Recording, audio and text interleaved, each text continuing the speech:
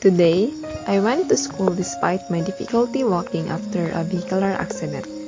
As I walk, I realized that I've been through a lot this year, which led me to further realizations.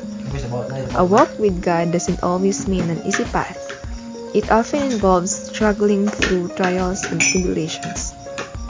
But despite this, we know that God is with us, giving us strength in the midst of the storm. Therefore, we can find hope, turn worries into worship, and trust God even when life doesn't make sense. True worship means being grateful to God even when our lives are not going well. We just have to move forward with our faith and not be discouraged. Let's continue trusting that we will arrive at the destination God has prepared for us, no matter how hard the process may be. God bless.